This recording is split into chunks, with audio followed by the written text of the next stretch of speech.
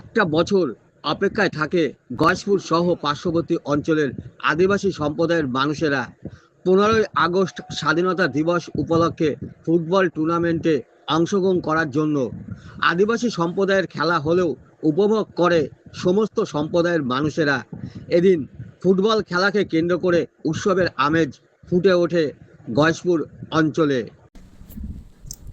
স্বাধীনতা দিবস উপলক্ষে ফুটবল উৎসব গয়েশপুরে। গয়েশপুর আদিবাসী স্পোর্টিং ক্লাবের পক্ষ থেকে 80তম স্বাধীনতা দিবস উপলক্ষে একদিনের ফুটবল টুর্নামেন্ট। রাজ্যের বিভিন্ন জেলা থেকে আদিবাসী ফুটবল দল এই টুর্নামেন্টে অংশগ্রহণ করে। এবছর 48তম বর্ষে পদার্পণ করল এই খেলা। এই ফুটবল খেলাকে কেন্দ্র করে উৎসবের আমেজ ফুটে ওঠে এই এলাকায়। গয়েশপুর সহ পার্শ্ববর্তী অঞ্চলের দর্শকরা ছুটে আসে খেলা উপভোগ করতে। খেলা শুরু থেকে টান টান উত্তেজনা থাকে মাঠে উপস্থিত দর্শকরা অসাধারণ খেলার স্বাদ উপভোগ করে। এই দিন এই খেলার শুভ কামনা জানাতে উপস্থিত ছিলেন কল্যাণী বিধানসভার বিধায়ক অনুপম বিশ্বাস সহ সমাজের বহু বিশিষ্টজনেরা।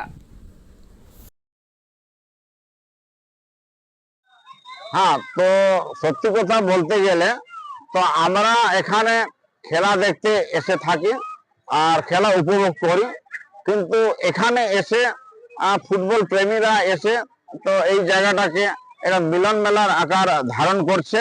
কারণ সবাইয়ের মধ্যে আশা আছে যে আমি এই কুটুমের সঙ্গে ওই রিলেটিভের সঙ্গে দেখা সাক্ষাৎ করব, এবং তার সাথে সাথে তো এই 15 আগস্ট উপলক্ষে আজকে সারা ভারতবর্ষই বন্ধ ছুটি বলতে বলা যেতে পারে।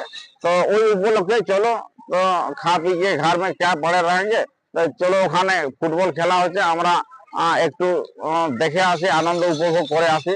এবং তার সাথে সাথে এই যে ভারতবর্ষ স্বাধীনতা লাভ করেছে, তো নিজেকেও স্বাধীনভাবে ঘুরে বেড়ানো এই একটা আশা প্রকাশ করে এখানে ফুটবল খেলা দেখার নাম করে এসে থাকে। আর আপনার এই পরিবেশটা দেখে কেমন লাগছে?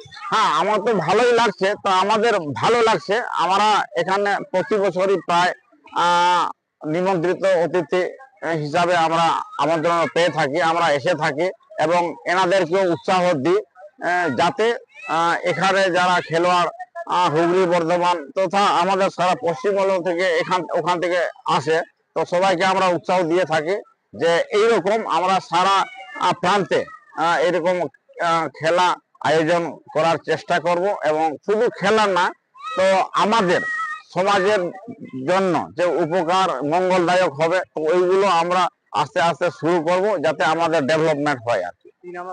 আমার নাম রাজেন্দ্রনাথ মুর্মু।